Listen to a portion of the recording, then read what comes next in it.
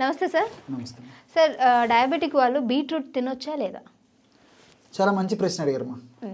So sugar వ్యాధి ఉన్నటువంటి వాళ్ళు 3 మాసాలకు ఒకసారి HbA1c అని చెప్పేసి టెస్ట్ చేయించుకోవాలమ్మా. 3 మాసాల్లో HbA1c యొక్క పరిస్థితిని బట్టి డయాబెటీస్ ఉన్నటువంటి వాళ్ళు బీట్రూట్ వాడవచ్చా వాడుకోకూడదు అని చెప్పేసి నిర్ణయించుకోవాలి.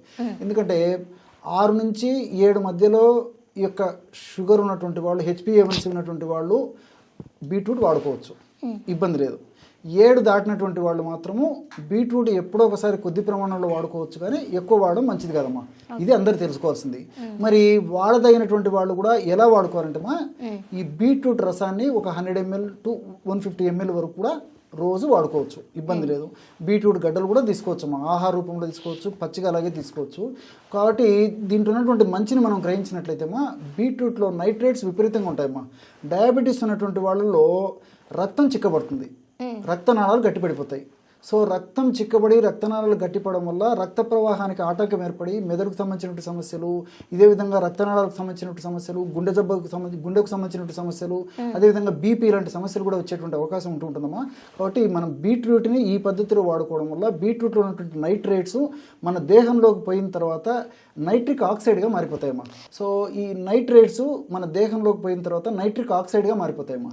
ఈ నైట్రిక్ ఆక్సైడ్గా మారినప్పుడు ఆ నైట్రిక్ ఆక్సైడ్ యొక్క గుణం ఏంటంటే రక్తనాళాలను వ్యాకోచపరిచేటువంటి గుణం ఉంటుంది. సో డయాబెటీస్ వ్యాధిగ్రస్తులకు ఇది చాలా చాలా ముఖ్యమమ్మా. ఎప్పుడైతే రక్తనాళాలు బాగా వ్యాకోచపడతాయో అప్పుడు ఆ యొక్క ప్రభావం చేత బ్లడ్ సజావుగా ప్రతి భాగానికి ఫ్రీగా మూవ్ అయిపోతుందమ్మా.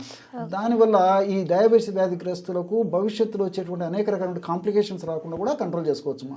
సర్వసాధారణంగా ఈ రక్త సరఫరా తగ్గిపోవడం వల్లనే డయాబెటీస్ వ్యాధిగ్రస్తుల్లో మరి మెదడుకు సంబంధించిన సమస్యలు, ఇంతకుముందు చెప్పినట్లు నరాలకు సంబంధించిన సమస్యలు, అదేవిధంగా కాళ్ళు చేతులు తిమ్మిరిగా ఉండడము, కాళ్ళు చేతులు మంటలు ఉండడము, అనేక రకాలైన సమస్యలు వస్తాయమ్మా.